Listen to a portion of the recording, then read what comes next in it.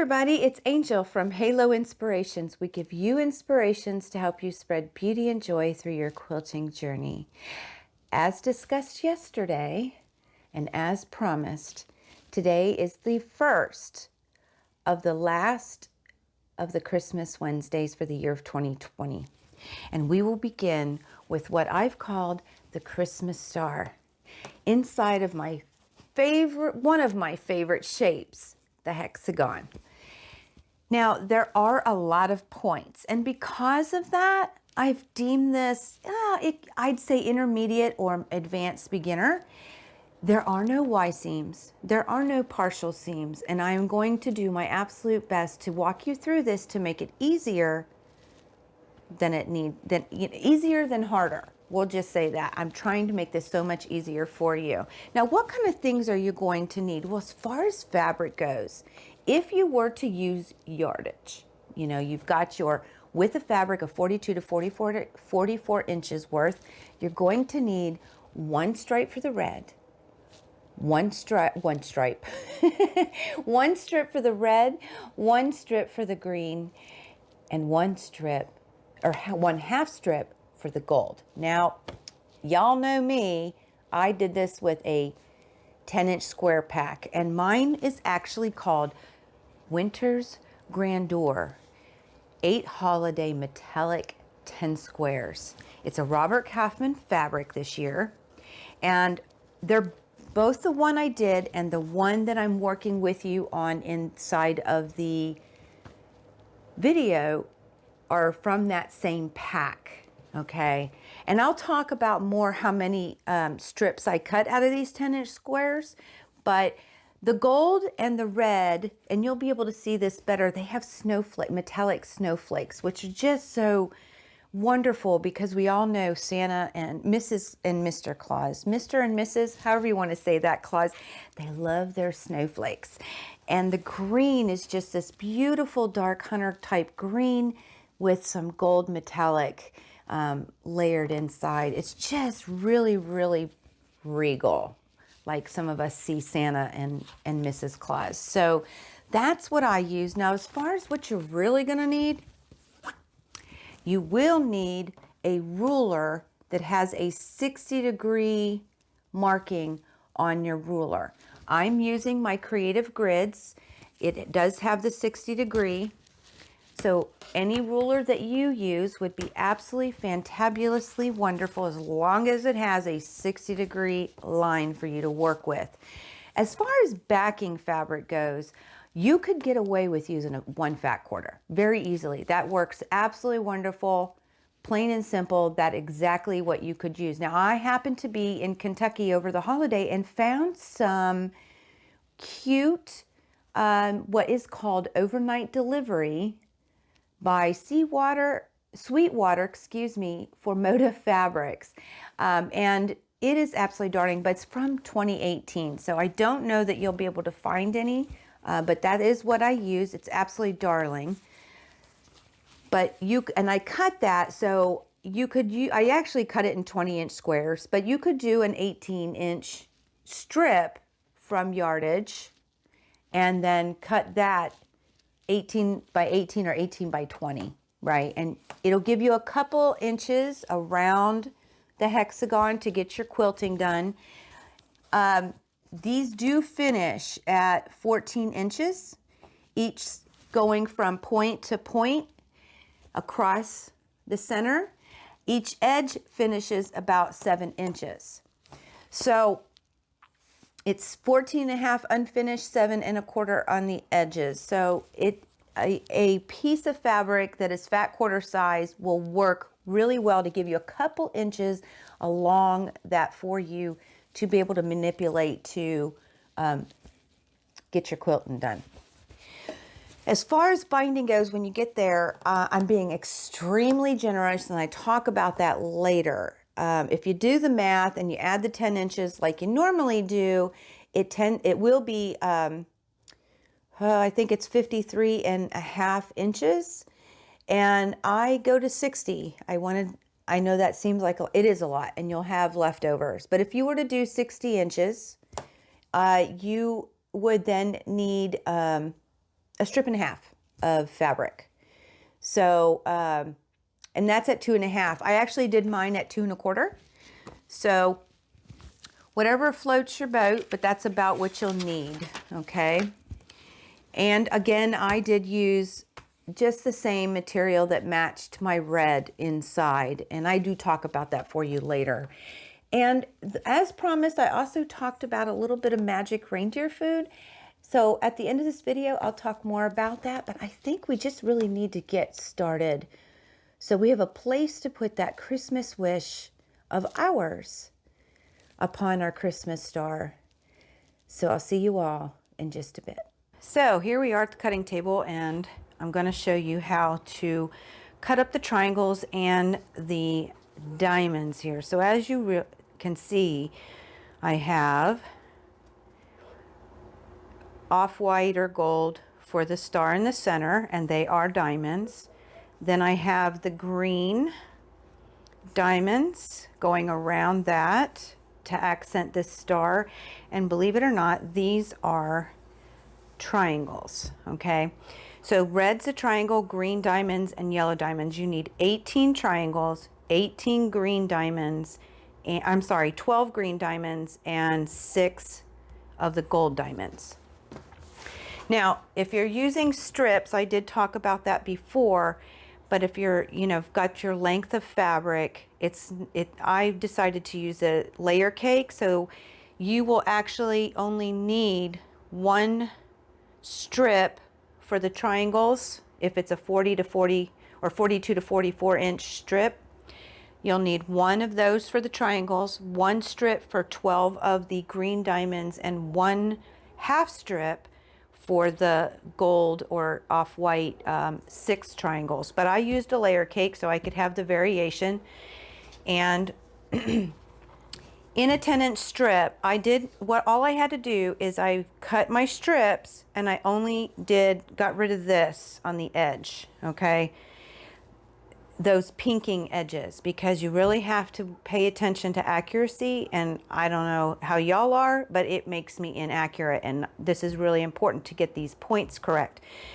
So I just did that, and then I just cut 2.5-inch strips, because that's what we're working with. It's 2.5-inch strips. Now if you do a layer cake like I did, you will get, for the triangles, 4 per strip. Because we need 18, you'll need 5 of these, okay? For the green and the off-white or gold, you will need, you'll get 3 diamonds for each strip. So for the green, you'll need 4, no, cancel that. 3 times, yeah, that's right, you'll need 4 for the 12, and 2 for the 6, okay, because you get 3 diamonds each. Now you basically cut these starting the same, so I'm going to go ahead and get this started, and you would do this for each of, it doesn't matter if you're working on a long strip or a short one, we're going to start it the same. Now most people, well, that's not true, a lot of people don't have specialty rulers to cut 60-degree triangles or 60-degree diamonds, okay? And therefore I'm doing this with my Creative Grid ruler that has a 60-degree line. This is what I'm going to use, and that way if you don't have one either, you'll be able to do the same. If you have a specialty ruler, go with yourself. These are 2.5-inch strips is what we're working with, okay? But the first thing you're going to want to do is you want to take, and I'll take a picture and throw these up for each one, but you'll want to take that 60-degree line, this is my 60-degree line, and you want to place it on the bottom line of your fabric. And you'll want to cut so that it goes to the angle, the point, 60-degree line here. This angle will lead to the point on your triangle. Okay, it's real important that you keep this line nice and straight. And what I will tell you is usually, and like I said, I'll take a picture of just this, but it's about 1 1/4 is what this ends up being. That allows you to get that point, that edge corner up on top. And then you just simply slice it. Okay, now this is for the triangles. This is where it gets different. You'll need 18 of these, okay? So what we're gonna do is, you got that angle, we're gonna simply flip the fabric onto the wrong side facing up, okay? Then you're going to, again, line up that 60-degree line along the bottom edge of your fabric.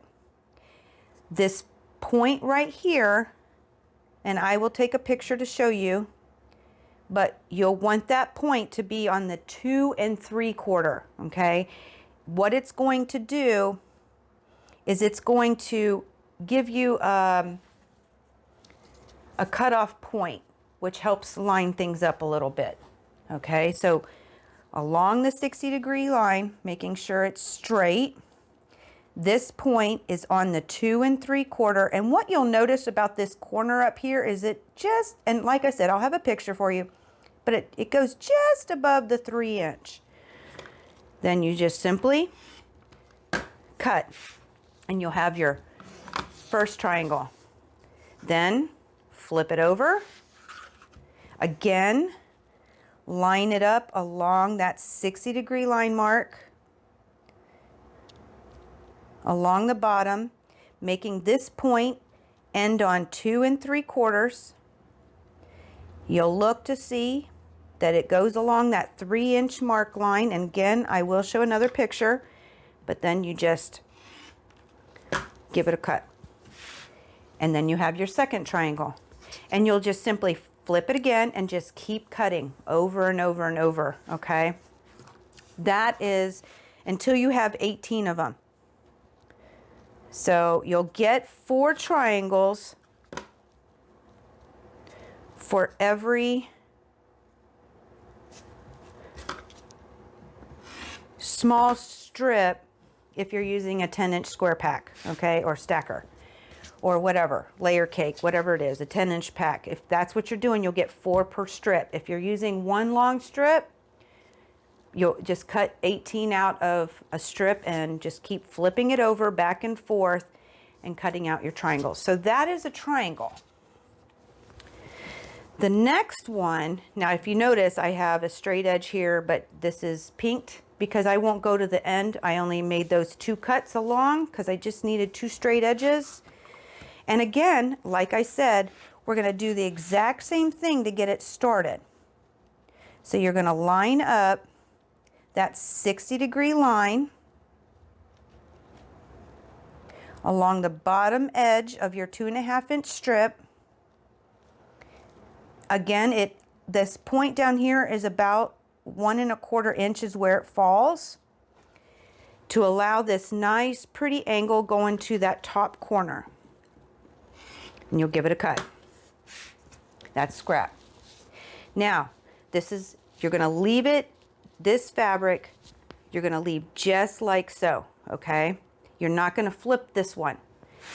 The next thing you're going to want to do is, again, line up this 60-degree line, but this time we're going to line this angle, and again, I'll take a picture for you, but this angle right here needs to be along the 2 1/2. We have 2 1/2 inch strips. Line up along the 60-degree along this bottom edge, nice and straight, and then make this line along the 2 1/2 inch mark. And then you're just simply going to cut your first diamond. There's one. Go to the next 60-degree line along the bottom, line it up on the 2 1/2 inch mark. Now this is the gold, so as a repeat, you will need 6 of these. Line her up, give it a cut. There's 2. Last one. Line along that 60-degree mark And as you can see, we're going to be able to get 3 out of this, and you just cut it again. You'll get 3 diamonds for every 10-inch. So you're just simply going to cut until you have 6 diamonds. So it'll take 2 strips. So on the next one, you'd start it again, just like we did. For the green, you're going to do it again. You're going to take your 60-degree line. You're going to line it up.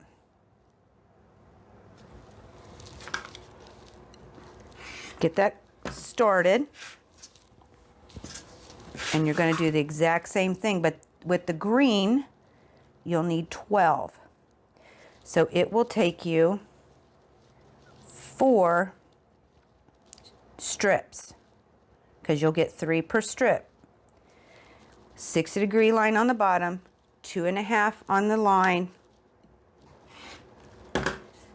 Give it a cut. There's your first one.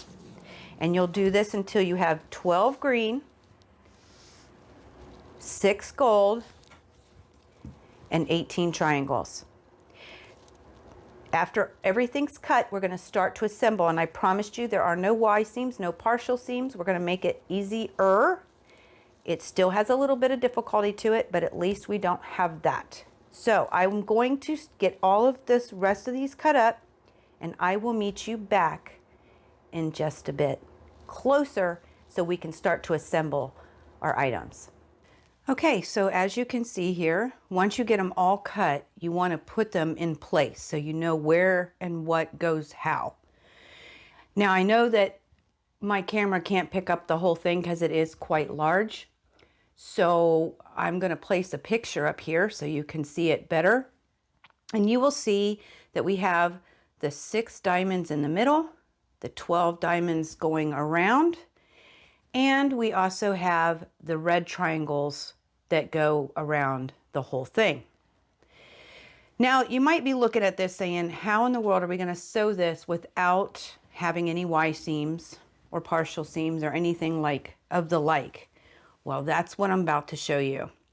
We're basically going to sew 2 halves, and I'm going to show you with one, and you do the same thing with the second one. But here we go. Pull this all down. We can pull this closer for you to see. If you'll notice, we have 3 triangles on each side. Okay. All right. Very, very simply, we have 3 triangles on each side. So what we're going to do is we're going to sew each triangle together by row, and then we'll have 2 straight lines on either side that will allow us to sew the whole thing together. And then once all those triangles are together, we'll have a straight line going across each side so we can sew the hemispheres together. Okay. So how do we do this in rows? You're very simply going to spread your, I have to think about this a second. There we go. You have to spread your triangles into 3 parts. This by itself. There we go. Now we've got a row, a second row, and the last row. We'll do this every time. So we've got a row, a second row, and the last piece. We've got a row, a second row, and a last piece. Now the interesting thing about this, and I'm going to start with these 2 pieces, or with this row. The interesting thing is when you fold them, they do not line up corner to corner, okay? The trick of it is, and you could do it with a ruler if you want to get really precise, but basically you're going to want to put this white piece in the middle so that there's an equal amount hanging off of the white of an equal amount hanging off of the green, okay? Now what I like to do is I'll hold it up to the light because that way I can see how much I have on each side. So you don't necessarily see me doing that, but I'll hold it up to the light and I'll look and see that I have about halfway. So I've got just about this much left over here as I do over here.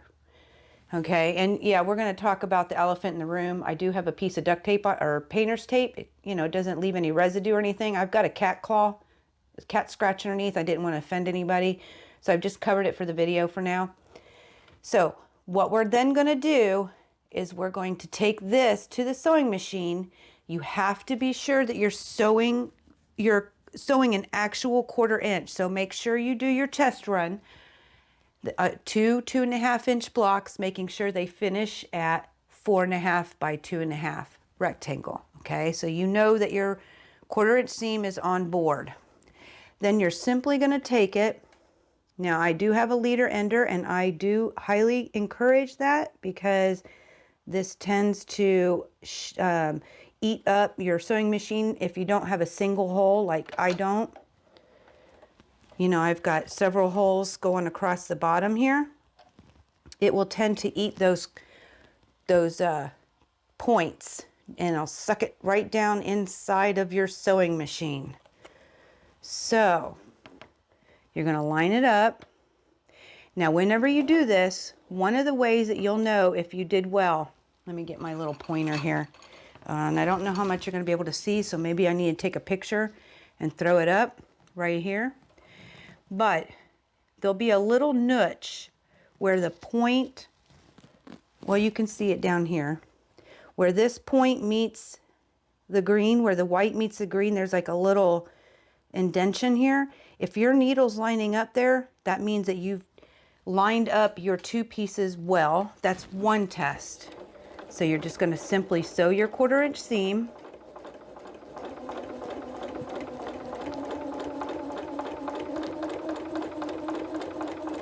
Okay, then you could chain piece this, but for video purposes, I'm going to just spread it on out here. So I'm going to get my leader ender back, send it through.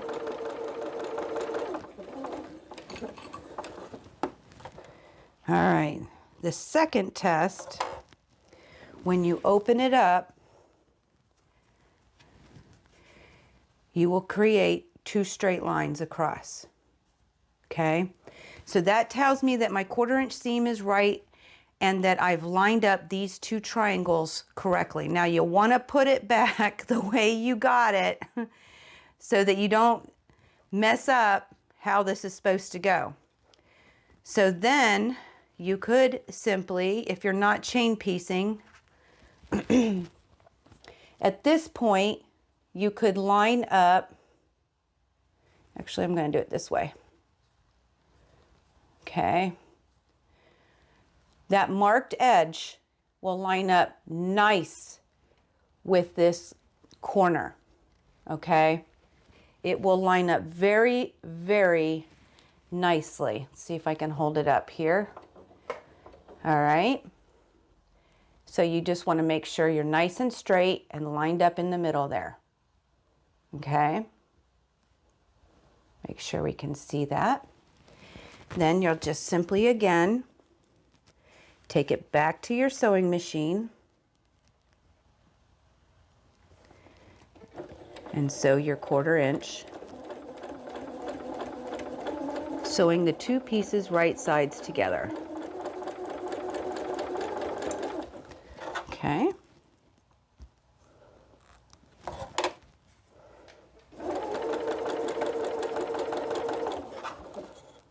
All right, so when you open this up, it looks a little funny.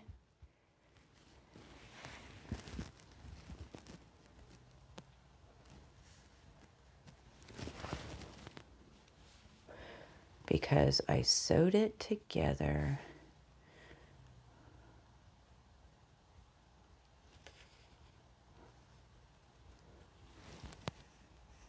Yeah, I just had to make sure. So it looks a little funny, but it will help give this line right along here, okay? Then we're going to start on the second row. Now, mind you, I would press this typically in between. I really would. Now, when you press, you're working with possible bias edges, especially with your triangle. So you really, well, no, with all of it, you're working with bias edges. So you can stretch this out very easily, but it works better if it is ironed, if it's pressed. So when you go to press these, be very, very careful. All right, so the next thing we're gonna do is we're gonna sew these two together. All right. And what I'm gonna do here is I'm going to line up, actually, I'm gonna flip this, okay? And I'm gonna line up just like I did before. I'm gonna line that up on that notch in as straight as possible to match that corner, okay? Then I'll take it to my sewing machine.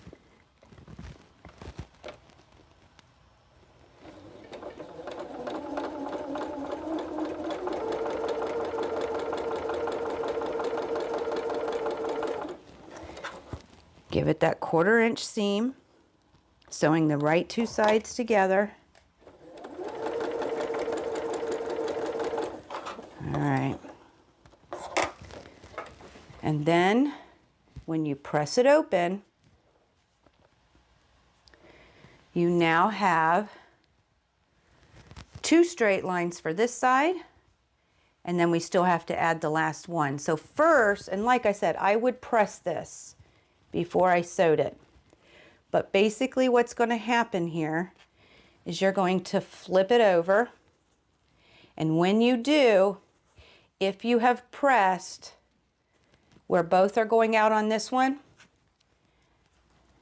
and this one's going out, when you go to flip this, you will have a seam that sort of nests.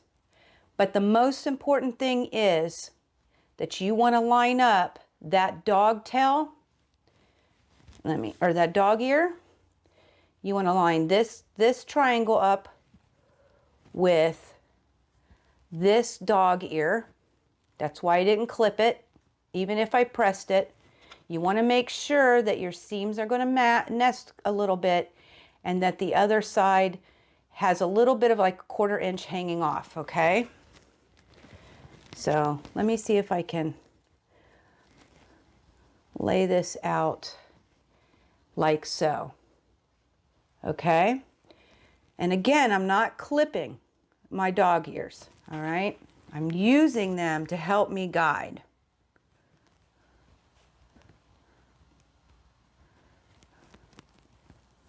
All right. Let me get this in here nice and snug.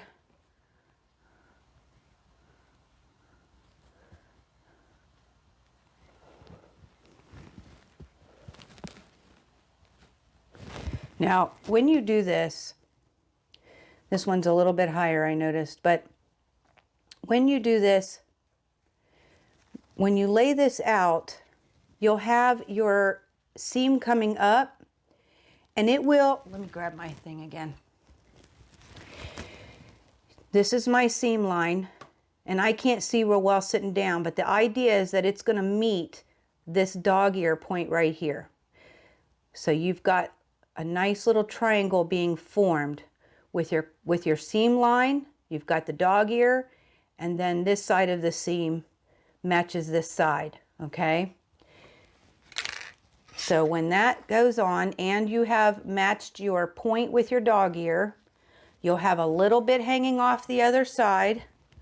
All right, then we're going to take it underneath,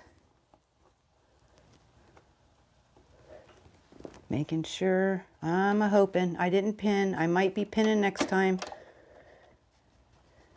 to keep this all where it's supposed to be. Now, what is very important, again, you should line up inside that notch where the green meets the yellow. There's a little divot, okay? You don't want to pull this, guys. You have a lot of bias going on, and you will stretch your diamonds. Now, trying to make sure that it stays. Now remember, my little red was just a slightly bit higher, so I'm trying to take into account for that. Yep, I am trying to cheat just a little bit.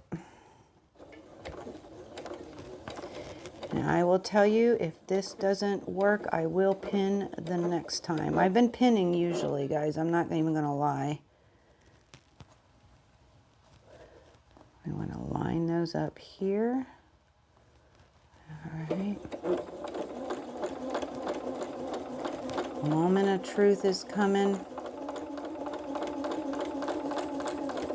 You should end in that divot that is created where the two reds meet. Okay.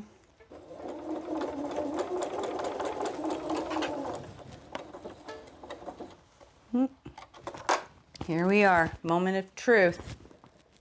Oh, thank goodness.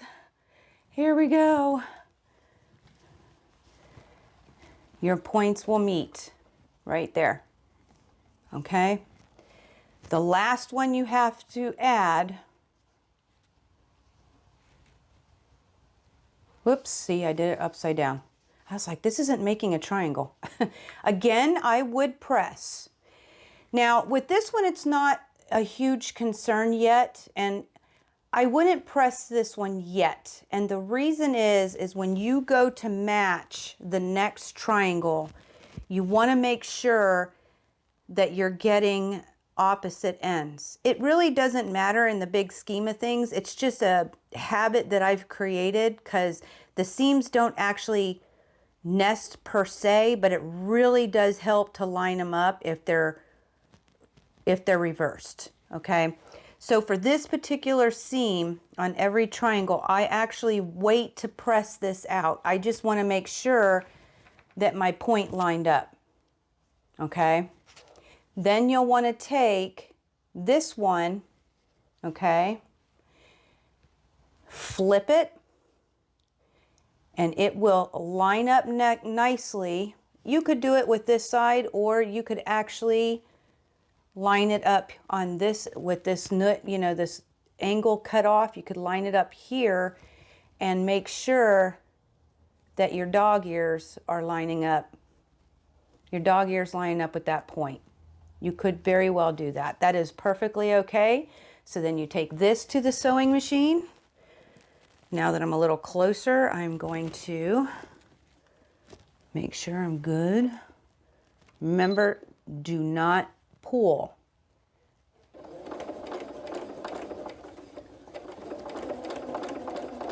You just simply want to hold it down, making sure, let me see if I can show you. This is the dog ear from the one before. It will match the point. Okay, and when your needle comes, it should be in that niche.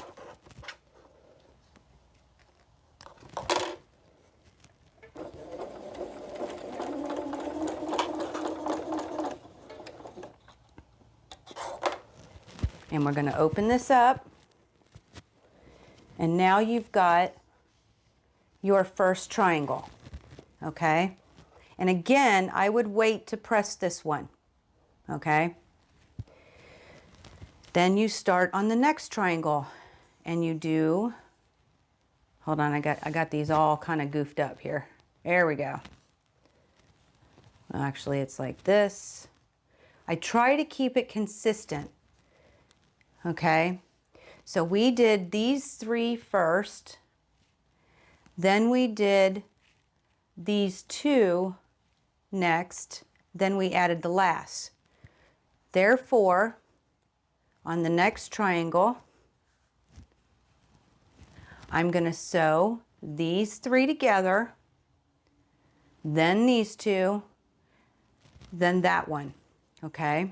Keeping it all consistent. And remember, this first one, you're going to flip it over and you're going to try to get where you have equal amount left over. So equal amount of green, that it is with the white. And again, I hold it up in the air with the light and I can see, because I want a good guesstimation, I'm going to set it down on my sewing machine.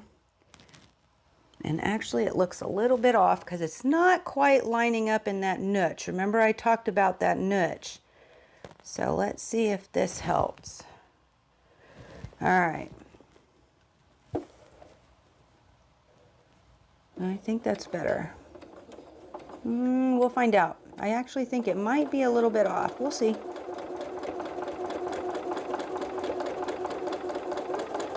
Yep, I think it is, but we'll find out. If it is, I'll just rip it off camera and do it again. But that's how you can tell that you're going to get started good, on a good start, is it meets in that niche. Now let's pull this open. Yep. Now there you go. You see how I have more green over here. I do not have a straight line. And I knew that going in to sewing because where it started down here. It did not start in that point. So that tells me that I don't have this piece centered correctly. Okay? It needs to come up a little bit.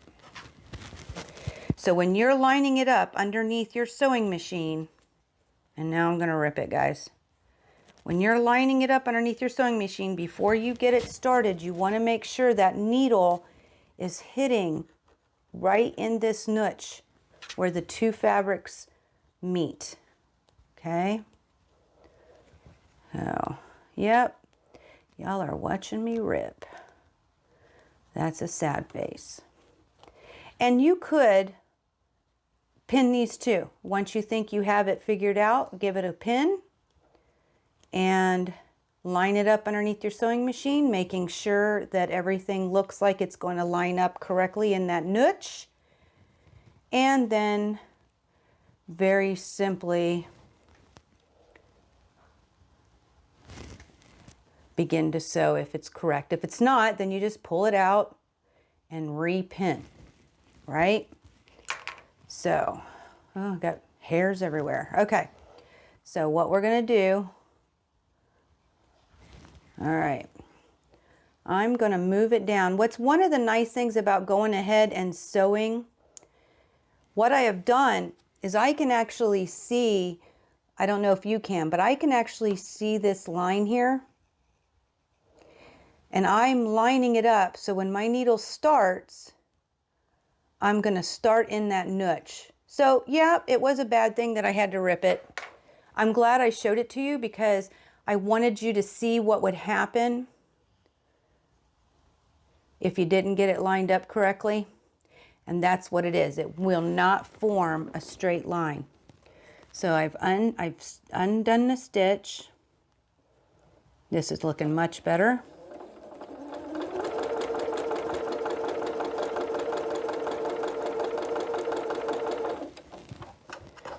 Okay.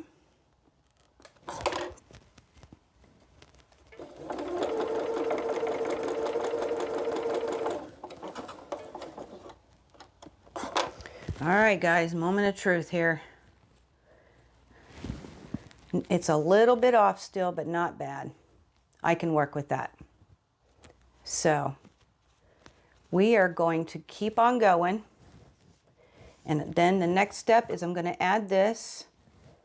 Oh, I want it to meet with this end. So I'm going to put that chopped off corner, match it up with that little guy in that corner there. I accidentally hit the pedal. I still had my foot on the pedal. Never do that. You never know what you're going to sew. Okay, so I got quite a mess going on here. Oh, I have to make sure I get this right. But I'm going to go ahead and sew those together. And basically, guys, you're going to do this for all 6 triangles. Okay? And this is why I said it's intermediate, because you really have to pay attention to where things are lining up. You really should have an accurate cut. Your 1/4 inch seam really does need to be there. so that those points line up nicely. Okay? So that is the reason that I am saying that this is probably more of an intermediate opposed to an easy or a beginner, because it does have some difficulties. I'm just trying to get all my triangles back together so I don't get confused, because I'm already getting there. All right. There, I had an extra one for some reason. Now I found it. All right. So I'm going to get the rest of mine together. I think the hardest part, and I do press going out on all of these, and as you see, got the point here. I've got a nice straight line here, so that's going to work. So then I'm going to sew these two together. I'm going to line up this cut edge with this guy. Hold on, make sure I'm doing this right. Whoop, goes up here.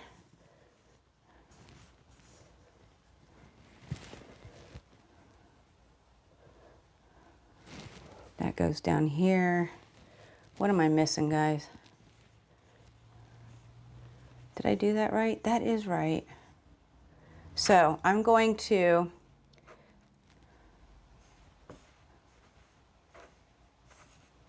because this is probably, no, I'll go like this.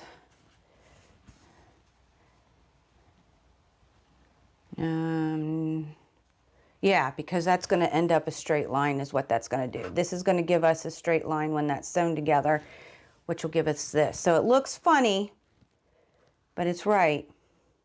So you're going to line that up like so.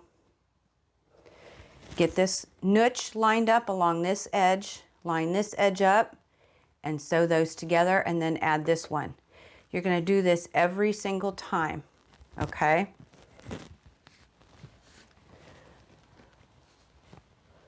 So this triangle's messed up. That's what this is going on. And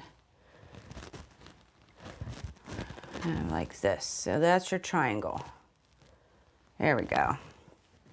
I'm missing one somewhere. Here it is. Okay, yeah, you want to keep your triangles together because this is how you keep it organized. It's very, very easy to get confused because they line up so differently. I'm going to do this one more time, okay, this first one, because that one's the tricky one.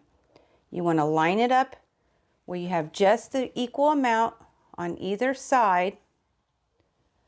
And like I said, you can't see me doing it, but I'm holding it up to the light and I can see the white and how much is left and how much is left of the green. And I'm just simply giving it a good eyeball. Again, when you line it up underneath your sewing machine, that's not lined up correctly. When you do it, that little notch should be where your needle is going to hit. And that is what is going to allow the straight lines. Okay?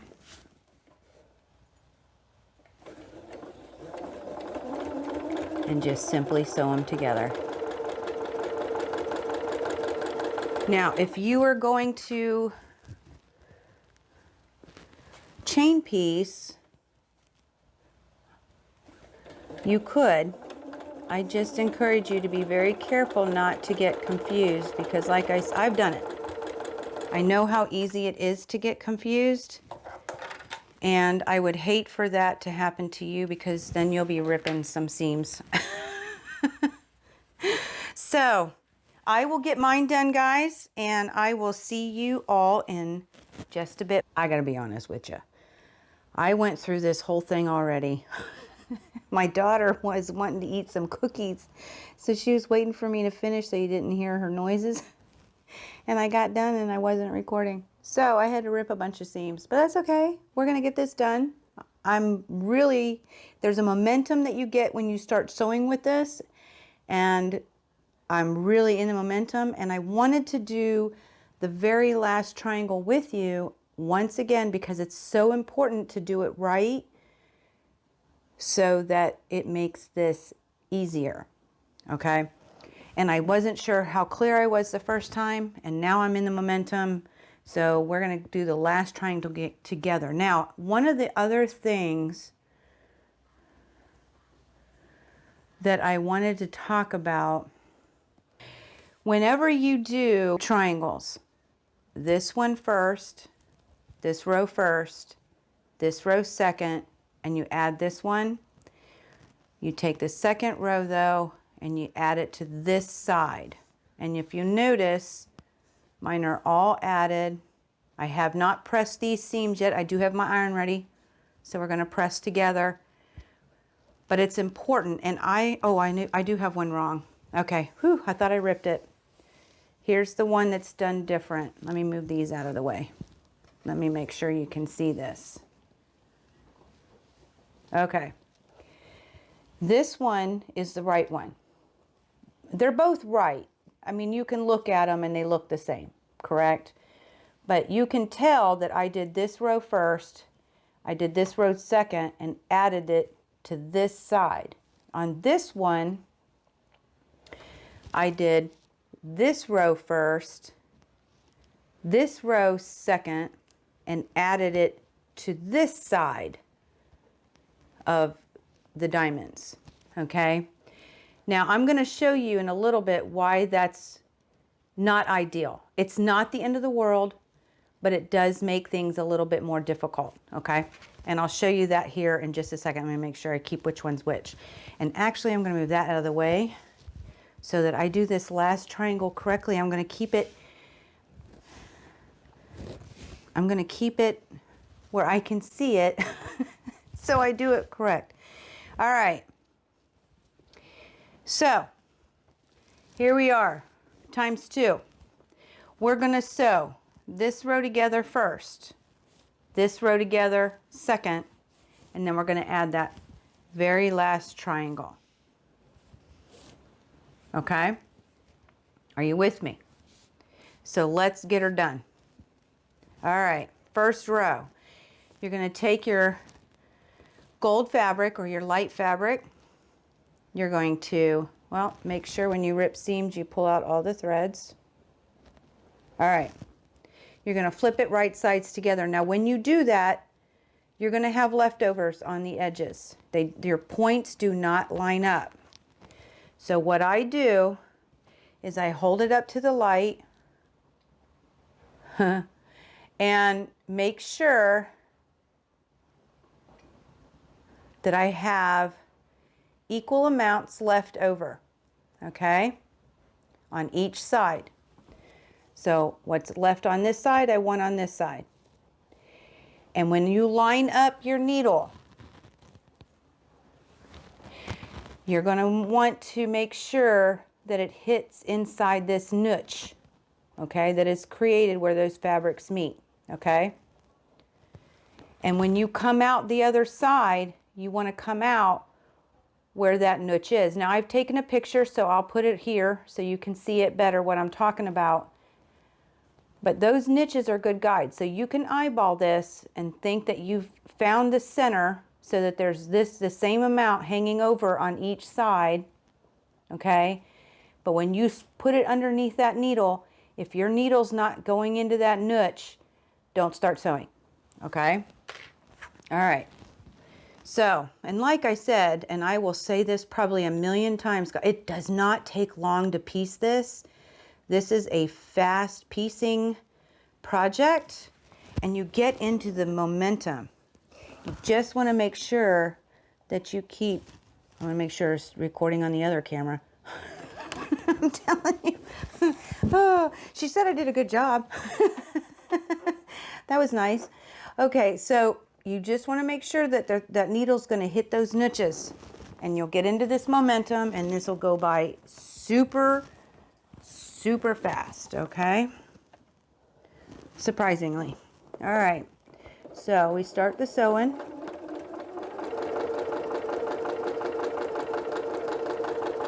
You should come in on a notch and you should leave on a notch.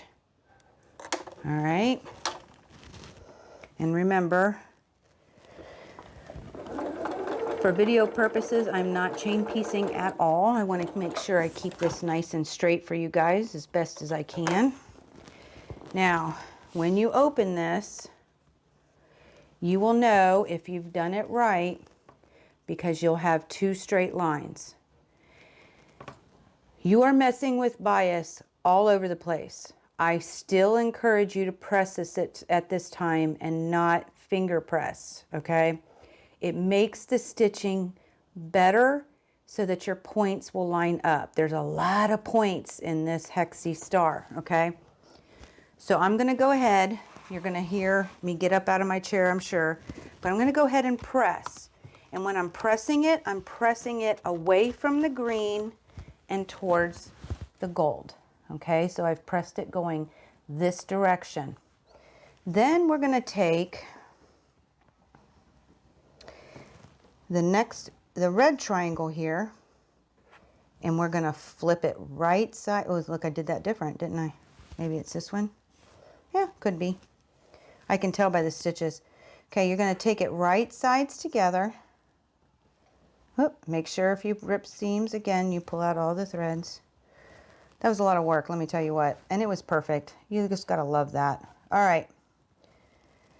It was just a practice run. Makes things good for you. Okay. So you're gonna, where you cut that angle off, when we made this 3 1/4 60-degree triangle, what allows us to do is to line up that corner with the green corner very nicely. Keeping this straight, your points should also line up, okay? All right, then you're going to take it to your sewing machine once again. I keep looking to make sure I'm recording. This is making me nervous. Okay.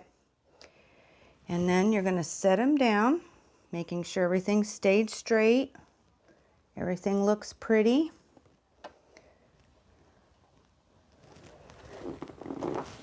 Now, I am using a leader ender once again, and I want to reiterate. Some people I've heard, they ask, why does my point, when I start on a point side, why does it get sucked down into the machine? Again, if you don't have a single hole and you have multiple holes like I do, it's one thing that if you could get a plate that just has a single hole for your needle, it may help. I don't believe I can get a single hole, so one of the ways to compensate for that is to have a leader ender. Does it work 100% of the time? No. There are days when I'm pulling my hair out because my machine is eating my fabric. So it's not a foolproof method, but it does seem to help. All right.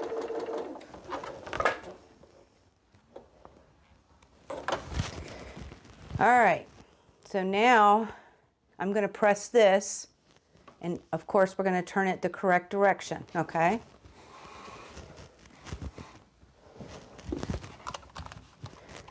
And that is away from the green and towards the red. Then we're going to take this next one, and I like to keep these in the center. Well, we'll go with, no, I want to keep it in the center. I don't know why I like to keep it that way, but I like this cutoff piece to be on a center piece of the fabric. So we line up those corners. Makes it very easy when you have that chopped off angle. Okay. All right. Then we're going to take it to our sewing machine. And this fabric's kind of falling apart from me ripping it. So we will hope that this all works out. All right. Set her in there. Okay.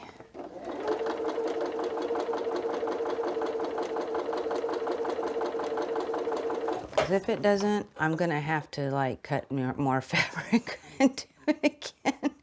Oh, all right, got that leader ender.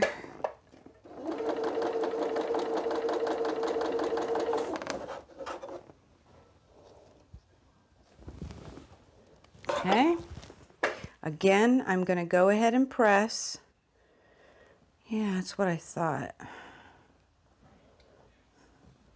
It is slightly off. Let's see if it's gonna be a problem.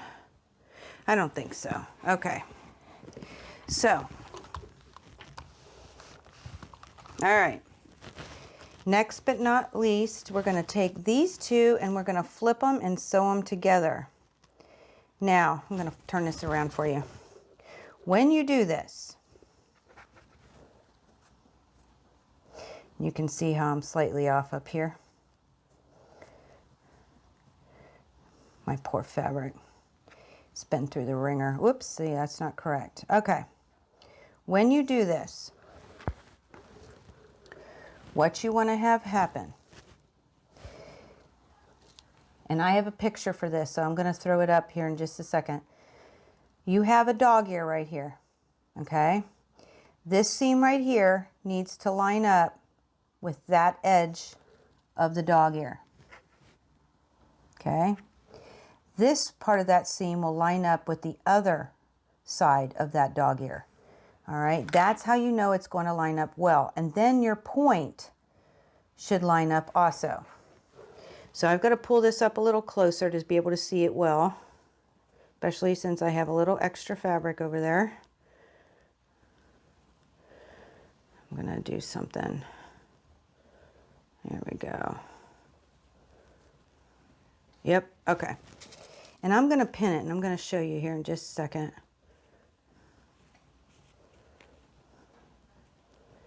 Make sure I'm lined up. I think so. It's hard to see. All right. Your point should line up. Your seam should line up on this side with this guy. And then this will have a little bit of hang off. Okay. Just checking it one last time before I send it through because I really want this to work. All right. Okay. So let's see what we can do here. Line that up. Okay. Making sure it's nice and straight. Now, again, your needle should hit that notch. And you know what, guys? I can tell you it is slightly off.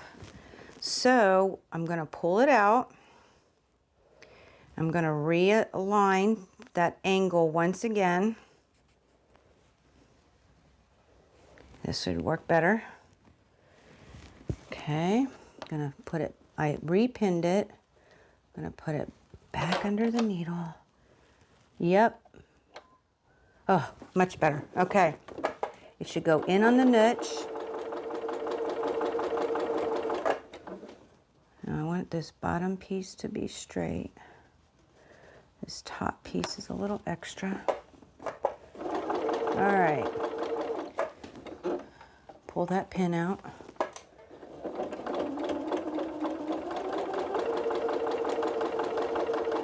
It should come out about the niche there.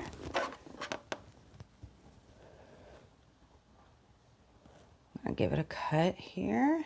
Get that leader ender back underneath my needle. I need a new one. All right. All right. Okay, here we go, guys. The truth of all truths. Are you ready? What we're looking for. Oh, and do y'all see what I did? I do. Do you see? I sewed it. Oh no, I did okay. I did okay. Whew, just make sure. I was thinking I sewed it to the wrong side. Remember, that's why I have this triangle, because you want to make sure you keep it consistent. Okay, and we're looking for that point, and look how pretty that is. I don't care who you are, anytime this happens, you get excited. All right, last but not least, we're going to add this last triangle. And what I like to do is I like to use this cut piece for this corner, because when you line that up over here, your dog ear point should match with this point. Dog ear point will match with this point when you line these up. Okay? So, get them nice and straight and pretty. Now I'm missing some fabric, remember, so I am going to do my best here to line these up. And I'm going to use that dog ear more than anything because I'm missing just about a thread on the top. All right. We'll go ahead and get that sewn together.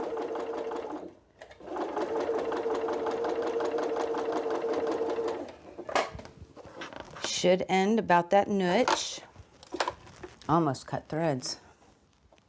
Here, let's turn it around. It's gone this side for a while. All right. Now, the fun begins, guys. The fun begins. I hope that made it a little bit more clear. All right. So you should have a straight line. Now I'm missing some threads, but you should have a straight line along here. And you should have a straight line around the bottom. Now you could cut threads at this point. I mean, dog ears at this point, but I ain't gonna. Okay, I'm just not gonna right now. And remember, I haven't pressed this seam right here, or this seam. I have a nice straight line here, and I got a nice straight line at the bottom. The next part we're gonna do, yeah, making sure I've got the wrong one not in the mix. The next thing we're gonna do is we're gonna sew 3 of these triangles together, and that forms half of our hexagon. Okay, now we did not press these last 2 seams, and here's why. On this side, these seams are pressed away from the green, or towards the gold and towards the red. Okay, so what I want to do with this side is I want to press them both going towards the green. Okay, so I'm going to go ahead and do that real quick.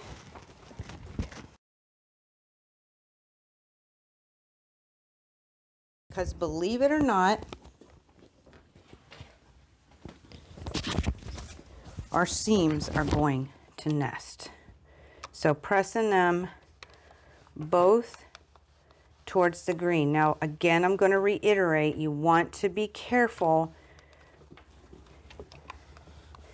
with your seam and do nothing but press, because we're messing with bias.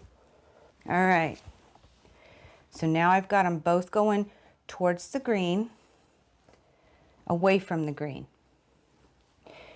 Here is the magic, guys. We're going to simply flip these over, right sides together.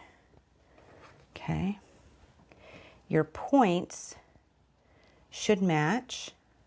So this point should match, and this point should match, and your seam will nest.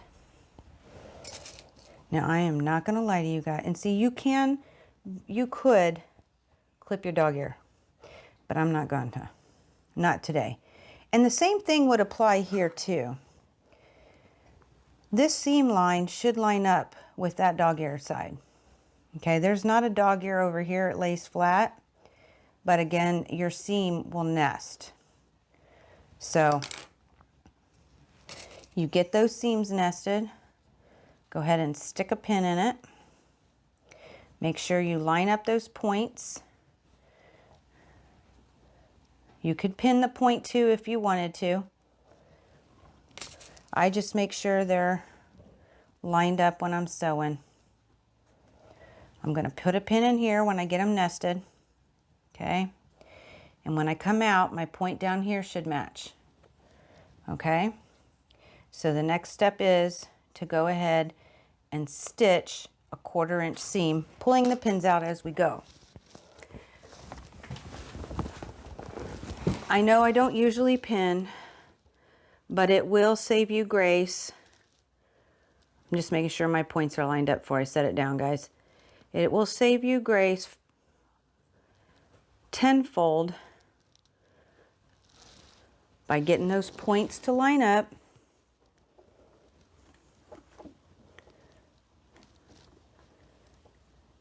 And everything to look very pretty.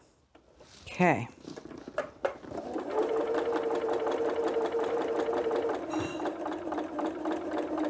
Get close. And actually what I really like to do, I do like to get as close as possible to the needle. I think I got one more stitch. But I like to get into the seam more than anything because I really want to hold that seam where I think it needs to go. Now we're gonna get close here, as close as we can. If I hit the seam, I won't even try to get any closer. I'll just pull the needle. We want to make sure the last 2 points line up. Hold them nice. Do not pull them. Do not stretch your fabric. It'll make things wonky.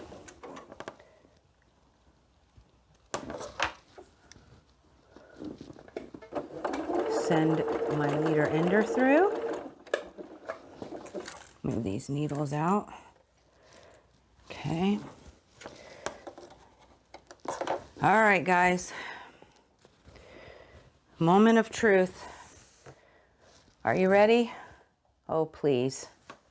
Woohoo! Okay. Oh, and the points are lining up. Okay. So at this point, you'd want to do the same thing on this side. Okay. We did not press this one. We press this one. These go toward out away from the green. I got all kinds of threads everywhere, don't I? They go away from the green. These have not been pressed, so I'm going to press them both towards the green and do the same thing and add those together. And then you're going to sew your next 3 together. And do you see what we have? 2 halves. Now, I did talk to you about keeping it consistent on which side you add the second row to the first row, and here's why, guys. All right. All of my triangles, first row added on the right side. First row, second row added to the right side. This one I did backwards on purpose. So you've got first row added to the left side. These seams are pressed and these seams are pressed. Going out, away from the green. So guess what? Those seams are not going to nest. And you can't redo it without having a flip stitch. So that's why, is it the end of the world? No. But it does make it harder to get this point on board, okay? So I just wanted to demonstrate why it's important that you are consistent. First row, add the second row to the right. You could do it the other way, but you need to be consistent. All 6 of them need to be built the exact same way. Now here's what I'm going to have you do. Put your 3 squares together, or triangles on each side. I'm going to do this off camera. Okay, so what I want to talk about real quick is how to press these last longer seams. So on this first one, well, I'll show you on this one. This first half here, this seam right here, we sewed the 2 triangles together, and you're going to want to press it towards the left, okay, going out. We're going to sew this one together, and we're going to press it going out also. What that's going to do is give us this little triangle at the top, okay? Now again, you could cut your dog ears. I don't know that I will. But by doing that, what you're doing is you're creating an X for you, so when you get to the center, you can meet that X. And we'll talk a little bit more about that here in just a second. But the reason why I've also pressed this one going towards the left is because now that dog ear is created, okay? So when I flip this, my seams are still going to nest, okay? And my point is still going to line up. That dog ear creates a nice point for us. And then this point down here should also line up, okay? All right, so again, we're going to pin it. At least I am. I'm hoping. So far so good, but you know, shift happens quite frequently, or misaligning. And you know what, guys? Sometimes it just will drive you nuts. So you just need to pull it. Sometimes it just isn't worth it. That the error is not big enough for you to worry about. So we're doing this last set of the of the second part together. All right, so I'm going to line it up underneath, making sure that my points line up. And again, guess what? There's a notch. It will help you make sure you've got a good start, and I do.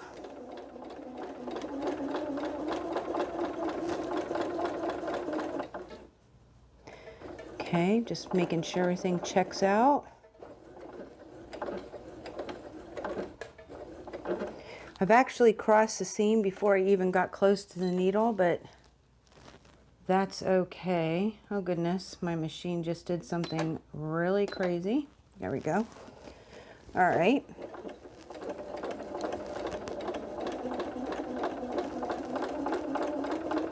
I'm gonna get to this one. This one's going to be a little close, but I got it. I'm going to stitch a little bit further, make sure I cross that seam line. I'm going to make sure my points are lining up at the end here. And sometimes if you're sewing, I don't know how much you all have this issue, but sometimes when you're sewing, if you don't have the right pull on the other side, if something's bunching it up or it's just not sitting correctly, sometimes your fabric will want to shift at the end. One of the ways that you can prevent that is to hold it with a stiletto. All right, guys. We got the second half sewn, so I'm going to show you. Might help if I put this back underneath. All right.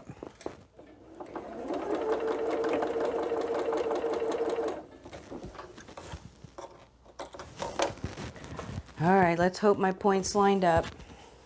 And they did. Whew. Time to celebrate. Party time. Okay. Look at that. Beautiful. So we've pressed this one going this way. So I'm going to press this one going this way. Okay.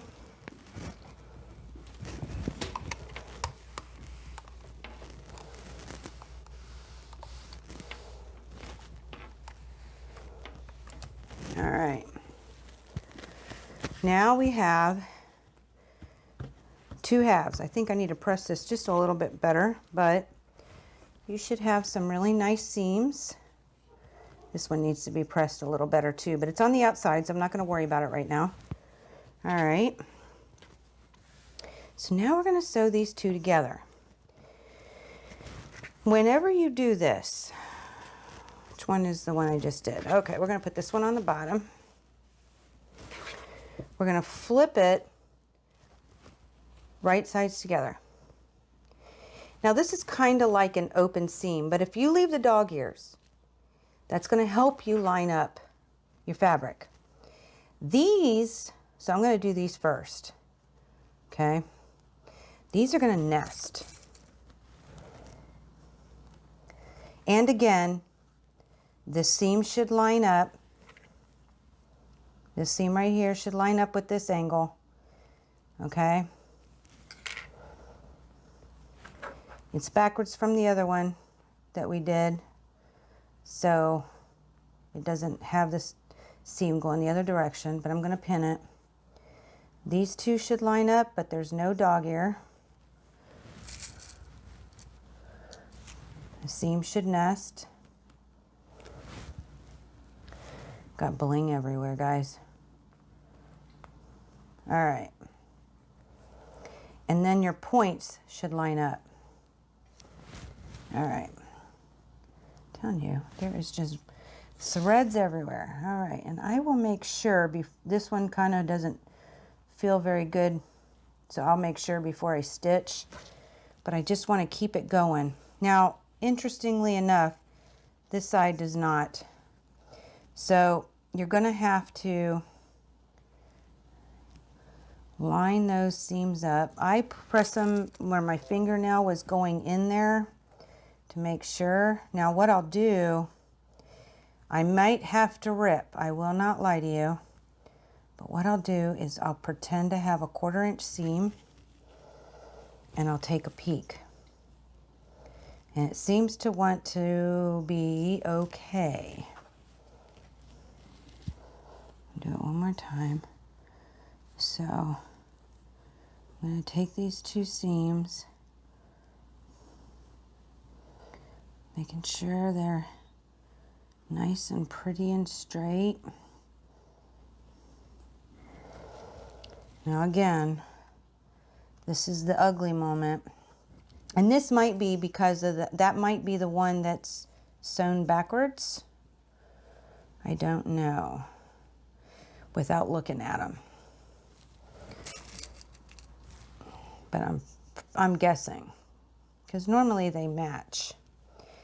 Oh no, my points don't match, so that's an indicator. All right, guys. Now that doesn't mean that it's accurate, but I would not be surprised if I have to rip this side. Okay, but here in the middle, you've got your dog ears that should help you line up.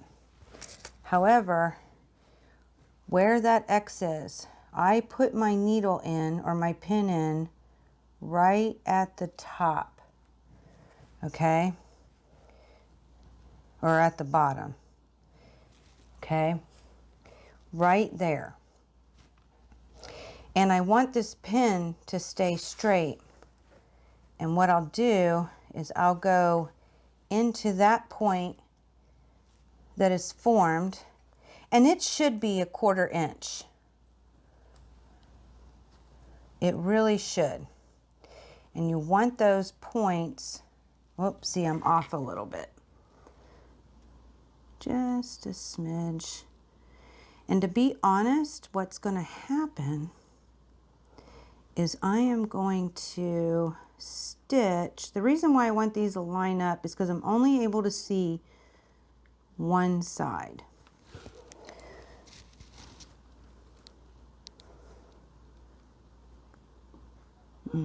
Might have got it this time. Yep. All right, perfect. And things are lining up. Okay. So I'm going to stitch on the top side right above that point, okay? But I want these to line up. So once I have it in there, what I think is straight, I'm going to pin it on each side, and then I'll pull out that center.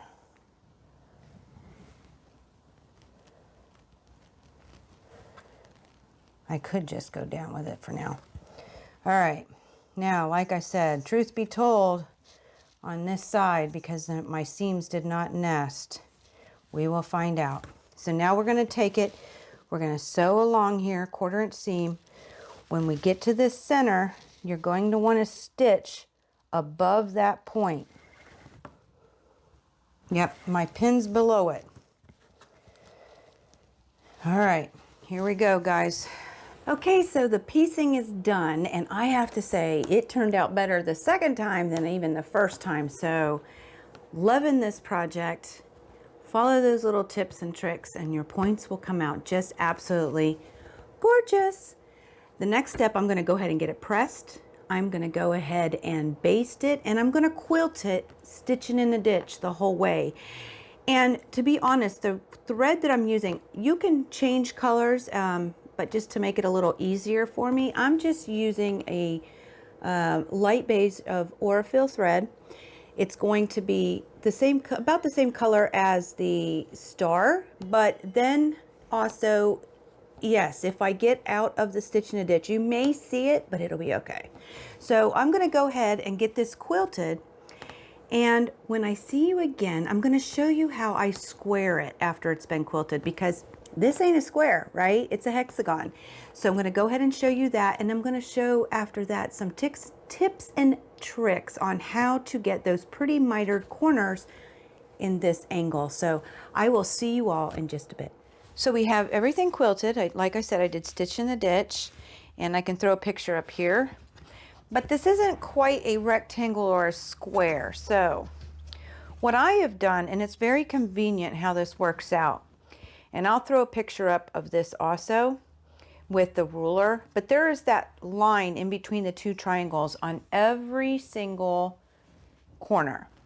So I basically take my ruler and I put that point where the end of that line is, and I also line it up along the edge here.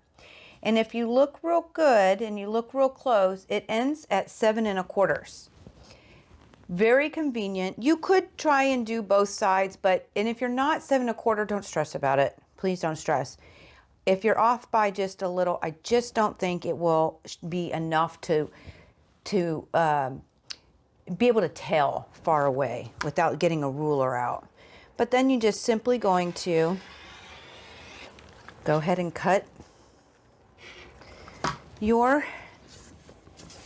extras off, and you're just going to keep going around all the way around your edges. Get them nice and straight. Okay.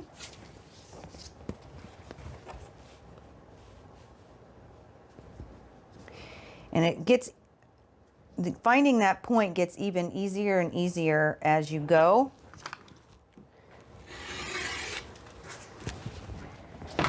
Turn it again.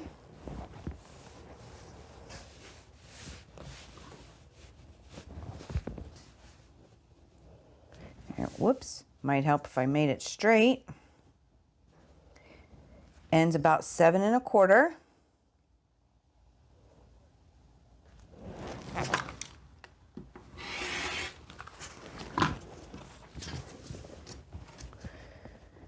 I love how this math worked out. So understanding that it's 7 1/4 and we have 6 sides. When you're configuring your binding, that's a total of 43.5 inches. Now here's the scoop. Normally when we make binding, you take the perimeter and you add 10 inches. That gives you the extra wiggle room. Yeah.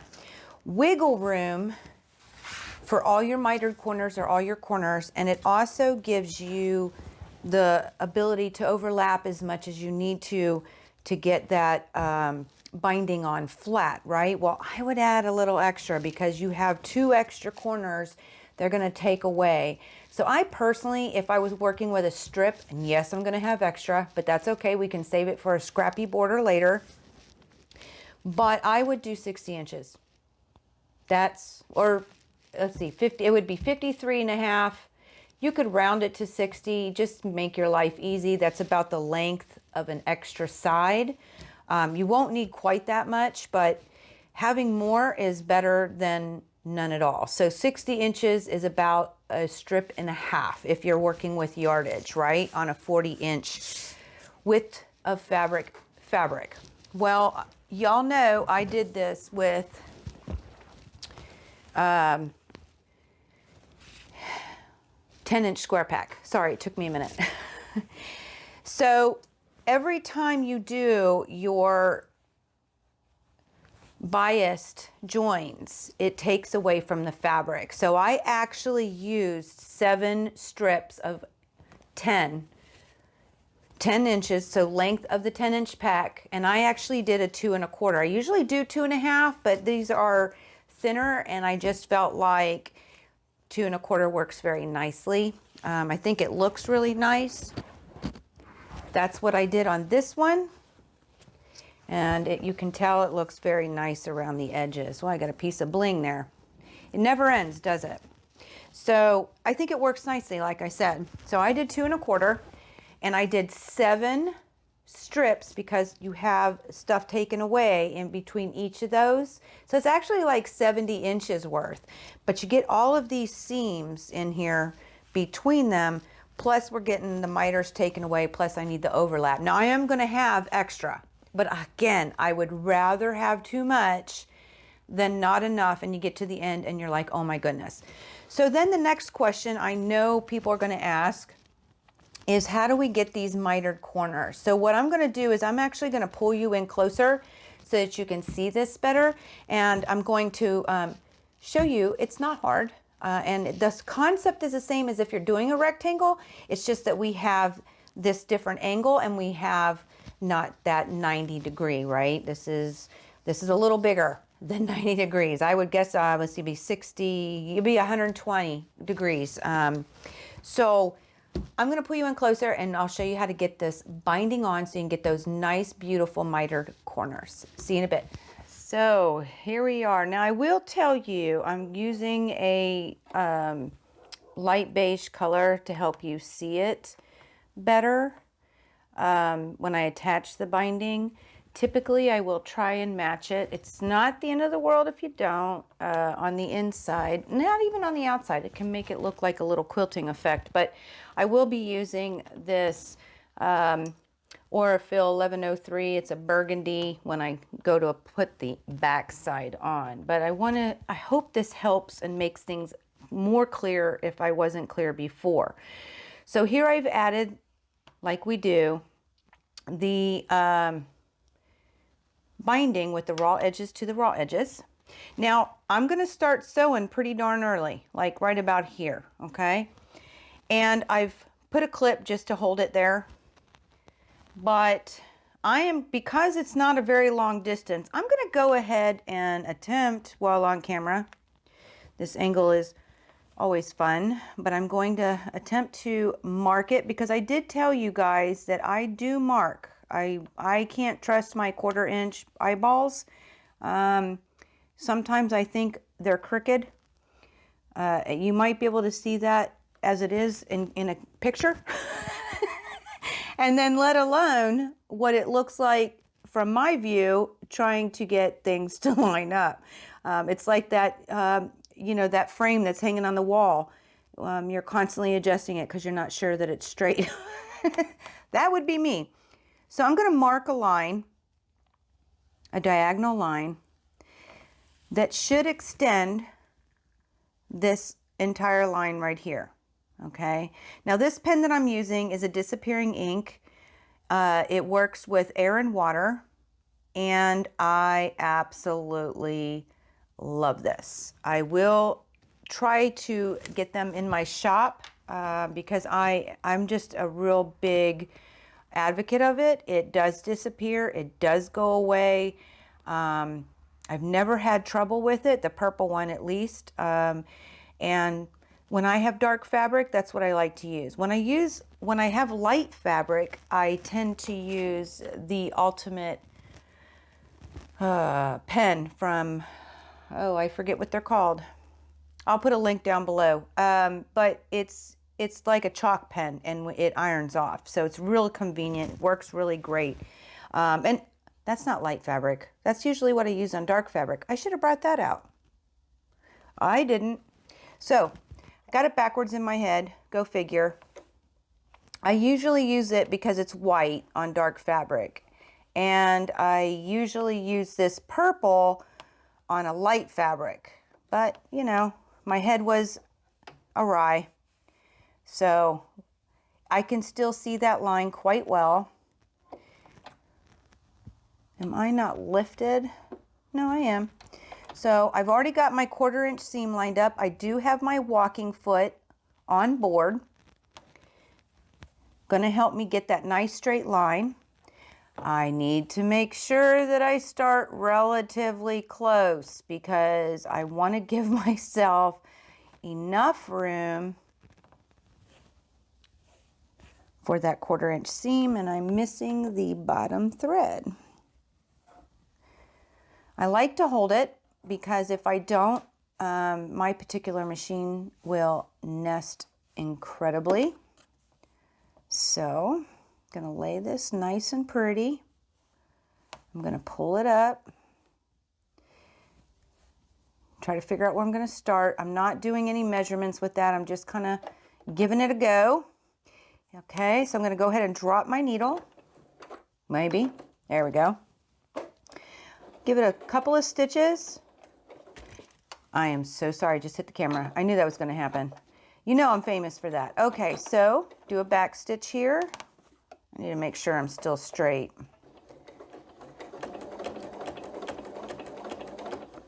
And when I get to that line, and you know, it's not, you don't, it may not be, no, it is exactly on that line. I do want to be on that line. I had to think about it. So, because I did rest the ruler to the side closest to me, so I want to be on the line because that line I marked is on the line. At that point, I'm actually going to do a couple of back stitches just because I don't want it to have any issues. And I don't know about y'all, and I cut threads. I don't know about y'all, but I have found that my sewing machine defaults at 2.5 inches, or you know, for your measurement of your threads for stitching. And I tend to like the 2. I feel like it gives me just a little bit more to work with. And I'll cut these threads later. We don't need to do that on camera, do we? Okay, so here we go. Remember, we're trying to create a straight line, right? So I'm going to fold this in half. And I want this fold to be even along this stitch line for me because we've just got a little bit of magic going on. Oh, maybe it was Santa after all. But a little bit of magic going on with this line right here. So we want this angle to be equal, okay? And you will see, I hope, let me hold this up, that this end of the fold is actually on my point. So everything is looking really good right now, right? So we're going to fold it over.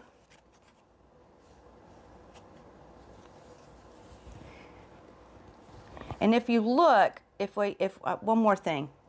Sorry guys. This line right here is perfectly straight. Okay? We've got this point on that line and it allows for this line right here to be perfectly straight. So then we're going to fold it over. Okay. And I just want to make sure that this fold right here See how it forms that beautiful point? I hope you can see that. When I review it, maybe I'll try and blow it up for you, but we've got a nice angle. It doesn't match to anything per se, but this point lines up with the point of the corner, okay? So what I like to do is I like to clip this far end over here, okay? Because what I'm gonna do is I want it to stay. I've got this perfect and I want it to stay. So I'm gonna bring this underneath my sewing machine. Okay. I'm gonna get it nice and lined up on the edge of that fabric. I'm gonna go ahead and drop my needle, and this is in the way, but now I know that my binding is being held, okay? Make sure that I'm flush against my seam guide, which is the Ideal Seam Guide. We do carry that in the shop. I have, I believe, a few of them left at the current moment, but I like using this for binding because it's thick and it allows me to rest, where these other ones that I use when I'm piecing, they're really thin, okay? So they allow me to work with my pins because they're thin. This doesn't as much, it's not as easy. I have to pin backwards.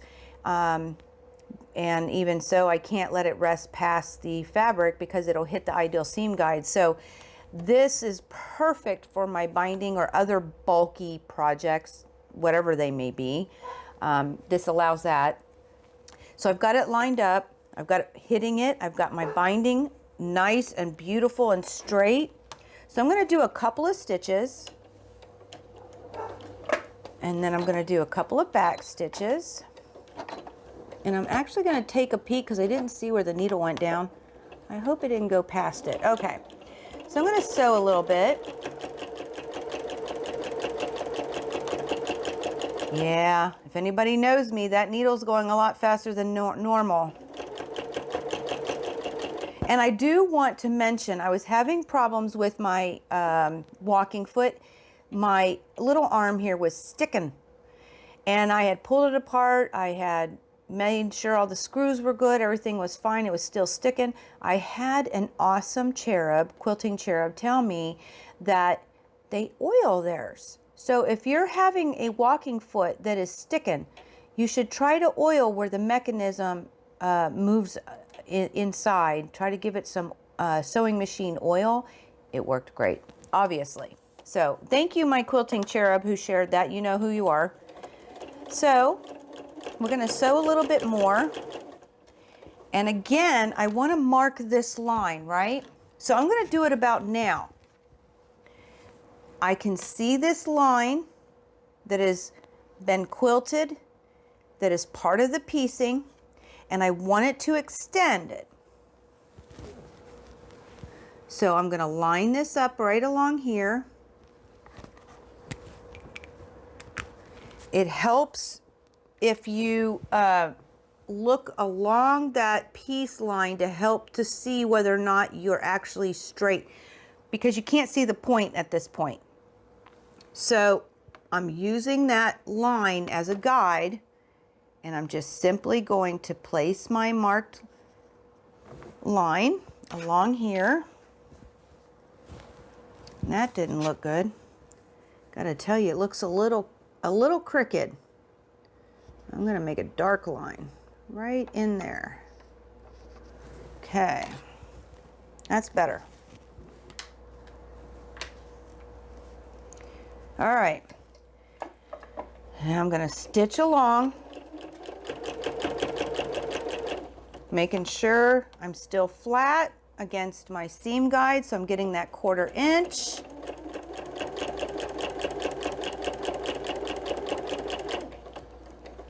And when I get to that line, not before, but on that line, I'm going to stop. I'm going to back stitch. I'm going to cut threads, pull her off. Looks like I might have stopped a little bit short. I can't get it. I did. See how this wouldn't make a good miter? Okay.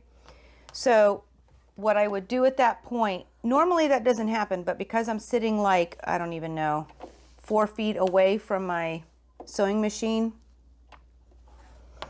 it's hard for me to see through this angle, but this is what I would do.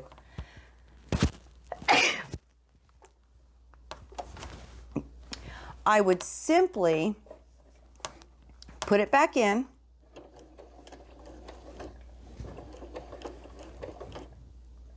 Try to match that line. I still don't think that's right. Well, no, that's got to be right. Okay, give it a little back stitch. Cut the threads again. And when you fold it, yes, much better. Do you see how I'm getting that point? See how when it folds, it's on this line, going straight with that. And this beautiful point, let me grab this purple thing, which was it was an awesome gift from one of my quilting cherubs. Also, I don't carry this yet, but I'm going to, because this thing is amazing. So you see this point lines up at the point of the hexie, and my diagonal is right along this stitching line. And then if you fold it out, it makes this straight line going across, right? So then again, get that in there, flip it over. I don't want it to pull because it makes it hard for me to line it up with this being on camera. So, all right. Now, whoops, don't want to pull too hard because you want it all to be nice and pretty. There we go. So again, my points line up here. Matter of fact, I need to come back just a little. I got a nice fold here, just like we normally do. Okay. And I've lined it up along that raw edge. So then again, I'll put a clip here to hold it in place. I'll put my needle down and go to the next one. And I'm going to do this for all 6. And like I said, the rest of it's the same. Everything else is the same. Your joining of your binding ends, how you get it tacked down onto your quilt. Now notice I put it on the top. That's because I'm going to machine quilt the backing. So I'm going to flip this over like I've talked about before, and I'm going to stitch in a ditch in here. So this is why you're seeing the top. If you're doing hand binding, typically you put the binding on the back. No, you don't. Put it on the back. No, you still put it on the front. When you flip it over, yeah, I don't know what I'm thinking. Isn't that right? Yeah, it's the same. What was I thinking before? I have no idea. So at any rate, yeah.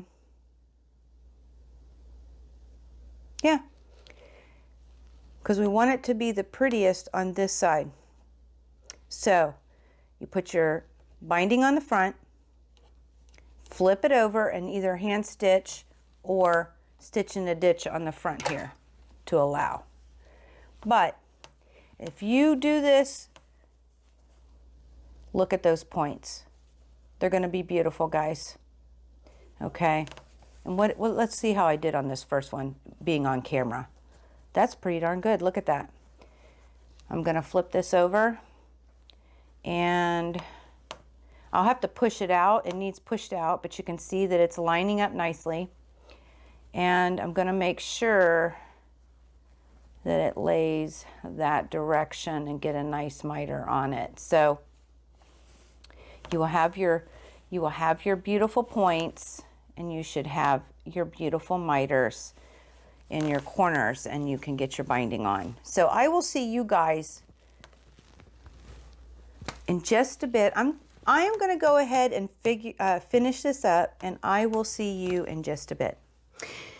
Okay, so we have it all finished and bounded and ready to place out for Santa's cookies, his reindeer, carrots, a little bit of milk or hot cocoa, and a note to Santa for my Christmas wish.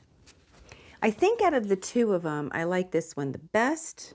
I happen to really like how the red and green, the hues that they're there for the red and green. I just really, really enjoy that, I think, a lot better. But you can use whatever fabric you like. That's the whole point. I hope you found this inspirational. I truly do. it was a lot of fun, that is for sure. And I'm glad you all stopped by to visit with me and make a little Santa cookie rug for yourself of the Christmas star. If you have any questions, don't hesitate to drop a comment down below. You can email me. That link is also down in the description box. Or you can visit today at 3 p.m. Eastern Standard Time on my Facebook page, where I'm going to do a live question and answer session. So if you have any questions, I'll be there live to answer them for you. So that, again, that link is down below also for you. If you'd like to join us, we'd love to see you there. I want to also tell you that in the description box, there is a supply list mentioned for the items that you'll need as far as fabric goes, what you will need in terms to make this. And that is completely free. That link's down below, but you can find it on our website under List of Inspirations. I think that's actually where it'll take you to, but you'll find that the Christmas Star Santa Cookie Rug will be there for you, a supply list for you. So, yeah, this was so much fun, guys. I really enjoyed this one. So, I think I say that every week, don't I? I also promised I would talk to you about some magic reindeer food. And normally this would be in a baggie, not in a cup. But I just thought it was more appealing to put it in a glass. But, you know, there's some traditions that people have in their homes. You know, for instance, one of them for us is that we like to wear Christmas PJs on Christmas Eve. And when my kids were small, we wore our Christmas PJs and we woke up and we were already in our pajamas and you open the presents. Now as they're older, we do that on Christmas Eve. We open gifts together, but we're still in our Christmas pajamas. And we bought our grandson, some magic Christmas pajamas, I believe last year, and hadn't sent them to him, or maybe it was 2 years ago. But we sent him some magic Christmas pajamas, and, you know, the idea was it would help Santa know exactly where he is because he travels sometimes for the holidays to visit. So at any rate, those are the traditions, and this one could be a little traditional for you too. It's just to add a little bit of magic to your littlest ones in around your life, and basically it's got some oats and seeds and some stuff in there, and everything has a little bit of meaning. You can always feel free to add to or take away anything that you don't want to put on your lawn, worried that maybe an animal might. Now, oats and seeds, you know, not a bad deal, but if there's anything else, I don't think I put sugar in this year's because I didn't want my dogs to find the sugar, right? But if you could feel free to alter it, but the recipe explains what each of those items are for and how to put it together, and there is a most important part to it. So that is available to you for free. The link for that is down below. Just let me know that you'd like that in the link and click yes, or, you know, that you want it, and I'll send it straight to your inbox, and you can have that for free as a little gift to add a little magic to your life. But next week is the last Christmas, goodness, Wednesday of the year 2020, and we're doing a Christmas tree for Santa and his reindeer. Much easier, much easier. Easy breezy. Wanted to give you 2 variations for that. We'll have a little bit more fun. So I got to get this studio cleaned up from this project, get you ready, get ready for your video for next week so that when you come out to my sewing studio, we can have another fun time together making a Santa cookie rug. But until next time, may y'all continue to be inspired, productive, and joyful, and never stop making your dreams come true. And for this holiday season, I truly wish you all happiness, joy, love, and hope. Until next time, Merry Christmas. Happy quilting.